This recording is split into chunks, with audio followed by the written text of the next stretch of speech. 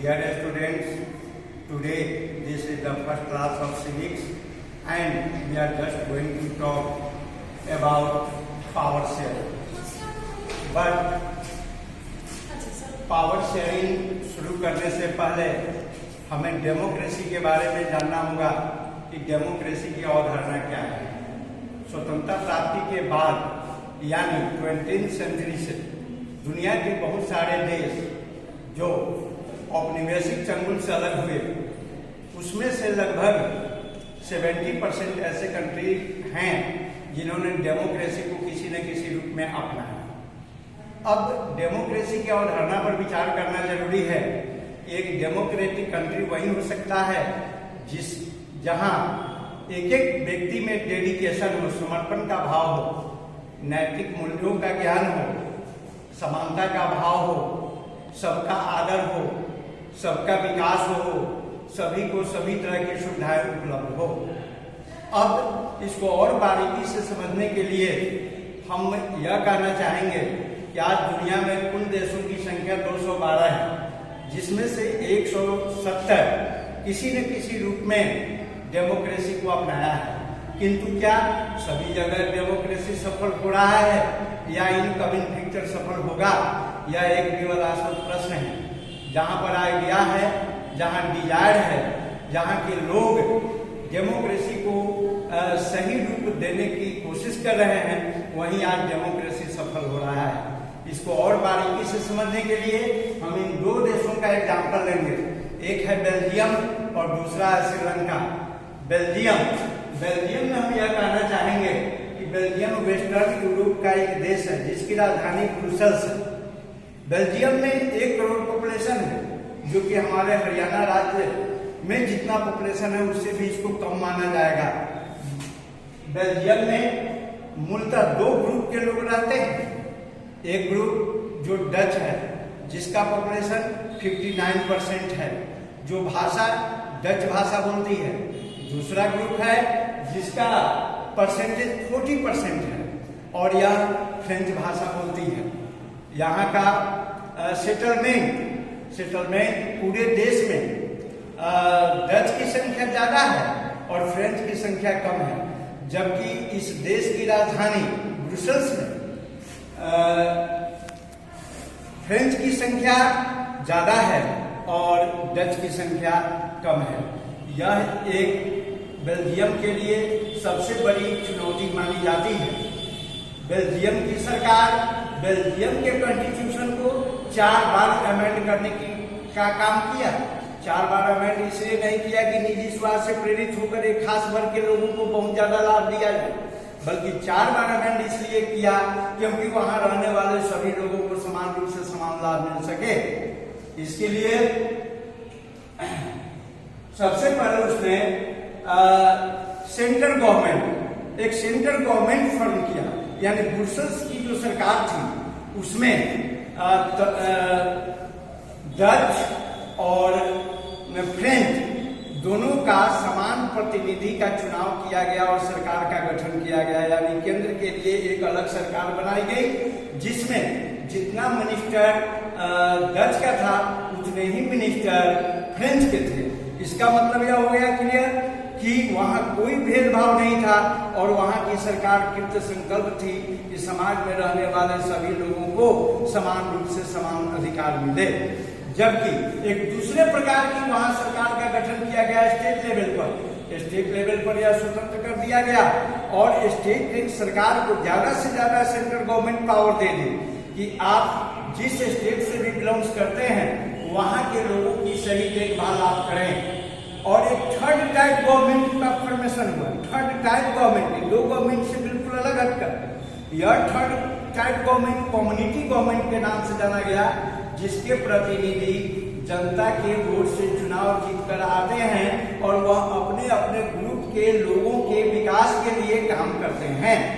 जैसे उनका धार्मिक इशूज हो, एजुकेशनल इशूज हो, कल्चरल इशूज हो, उसके अलावा जॉब वगैरह है, इन सबों में उनकी वो भरपूर मदद करते हैं। तो यहाँ पर देखिए इसका रिजल्ट क्या आ रहा है। इसका सबसे बड़ा रिजल्ट क्या आ रहा है कि आज बेल्जियम में एक भी आदमी दुखी नहीं है। एक भी आदमी असंतुष्ट नहीं है, सबों को आगे बढ़ने का समान मौका है, कोई किसी पर ब्लेम नहीं लगा रहा है। दूसरा ग्रुप, अब हम चर्चा करने चल रहे हैं श्रीलंका का, जो हमारे देश का नेबरिंग कंट्री है। वह यहाँ पर कुल आबादी 2 करोड़ के आसपास है। इन 2 करोड़ में 74% सिनालाज ग्रुप के लोग हैं। ये सिनालाज कौन है? तो श्रीलंका के मूल निवासी सिनालाज ग्रुप कहलाते हैं, जो वहाँ के मूल निवासी हैं। और प्राचीन काल में ही अशोक ने जब अपने 2 बेटे और बेटियों को वहां भेजकर बौद्ध धर्म का प्रचार प्रसार कराया, तो मोस्टली सिनालाज ग्रुप के लोग बौद्ध धर्म को स्वीकार कर चुके हैं, जिनका प्रतिशत 74 है। दूसरा 18% तमिल। ये तमिल और कोई नहीं है, बल्कि जब ब्रिटिश भारत में शासन कर रहा था, लेकिन जब ब्रिटिश श्रीलंका गया और वहां उसको लगा कि यहाँ चाय की अच्छी खेती हो सकती है, और उसको पता था कि भारत के लोग इसको बारीकी से खेती करना जानते हैं, इसलिए तमिलनाडु से मोस्टली हिंदू और मुसलमानों को वह श्रीलंका ले गया और वहीं पर उनको शिकल करा दिया, अपना लाभ लेता रहा। ऐसे लोगों का परसेंट 18% है। अब हम बात करने जा रहे हैं 5% इंडियन तमिल्स की। यह भी तमिलनाडु के ही लोग हैं, जो बहुत बाद में श्रीलंका में गए, और बहुत बाद में इसलिए गए क्योंकि उनके फादर और फुटफादर और फिर उसके पहले की पीढ़ी भी श्रीलंका में रहती थी, जिनकी प्रतिशत बहुत कम है। और 7% ऐसे लोग हैं जो क्रिश्चियन है, क्रिश्चियन धर्म को फॉलो करते हैं। अब यहाँ पर भेदभाव अपने चरम सीमा पर है। ये 74% सिनालाज ग्रुप के लोग किसी भी कीमत पर 18%, 5% और 7% वाले को कोई भी अधिकार देने के लिए तैयार न थे, न है, न निकट भविष्य में अभी होंगे। ऐसे में ये इनको एजुकेशन से वंचित कर दिया गया, गवर्नमेंट में पावर शेयरिंग से वंचित कर दिया गया। इस 18%, 7% और 5% वालों के साथ बुरा व्यवहार किया गया। ये लोग वहां पर काफी जिल्लत की जिंदगी, काफी कठिनाई भरा जिंदगी जी रहे थे, लेकिन इस 5% के समर्थन से 18% वालों ने एक नया संगठन काम किया, जिसका नाम पड़ा LTTE। यह एक ऐसा संगठन था जो श्रीलंका की सरकार को हिला कर रख दिया। श्रीलंका जो अनेक द्वीपों से बना हुआ है, तब मोस्टली टेररिस्ट के गिरफ्त में आ गए। ये सब लोग टेररिज्म अपना लिया और इसी टेररिज्म के बल पर अपने अधिकार की मांग करने लगे। आज जब हम इन 2 देशों का तुलनात्मक अध्ययन करते हैं, तो जहां एक तरफ इच्छा शक्ति प्रबल है, जहां यह मानसिकता बनी हुई है कि हमारे देश में रहने वाले जितने भी लोग हैं, सबों को समान रूप से सभी चीजों में समान अवसर मिलना चाहिए, वह देश आज काफी सुखी संपन्न है।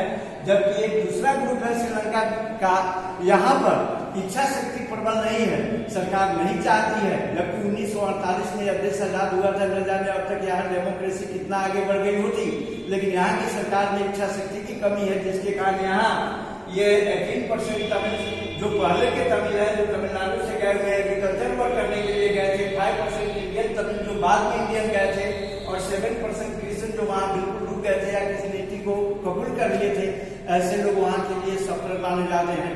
भारत सरकार श्रीलंका में डेमोक्रेसी बहाल करने के लिए अपना पूरा समर्थन किया है। यहाँ के नेता, जो देश लेवल के नेता राजीव गांधी, जिसने अपने जान को यहाँ पर गंवाया है, भारत की सेना इन LTTE के मुकाबला करने के लिए श्रीलंका में गए और वहां पर शांति बहाल करने की कोशिश की। आज श्रीलंका कुछ स्टेप डेमोक्रेसी के क्षेत्र में आगे बढ़ी है, लेकिन निकट भविष्य में यदि यह स्थिति सामान्य नहीं हुई तो इनके अधिकार क्षेत्र को वंचित नहीं किया जा सकता है। तीसरा, नेपाल का भी हम एग्जाम्पल ले सकते हैं। नेपाल में बड़ी संख्या में इंडियन है, जिसको हम सब मधेसी के नाम से जानते हैं। वहां भी इसी पावर को लेकर, इसी पावर शेयरिंग को लेकर बराबर तनाव बना रहता है और अराजकता की स्थिति बनी हुई रहती है। अगर हम अपने देश भारत की बात करें तो यहाँ भी डेमोक्रेसी में करीब यही सब चीजें देखने को मिलती हैं। कुछ लोग जाति के आधार पर वरीयता मानते हैं, कुछ लोग धर्म के आधार पर वरीयता मानते हैं, कुछ लोग मेजॉरिटी के नाम पर वरीयता मानते हैं, कुछ लोग माइनॉरिटी के नाम पर वरीयता मानते हैं। अब सरकार को एक ऐसी पॉलिसी बनानी होगी या बनाना चाहिए ताकि सभी हमारे समाज में रहने वाले सभी लोग संतुष्ट हों और सबको लगे कि नहीं, यह हमारा देश है और हम अपने देश के लिए काम कर रहे हैं। ऐसे में यह जरूरी हो गया कि डेमोक्रेसी के मूल्य को समझा जाए। यह जब भावना होगी तभी अब्राहम लिंकन का यह कथन सत्य होगा कि हमारा देश जनता के लिए, जनता के द्वारा, जनता के बीच के प्रतिनिधि ये हमारे देश को चलाने का काम करते हैं और इसीलिए हमारे यहाँ डेमोक्रेसी अपनाया गया है। इसके बारे में और भी विस्तार से बताने की अगले क्लास में जरूरत है और हम अगले क्लास में इस पर डिस्कशन करेंगे। धन्यवाद।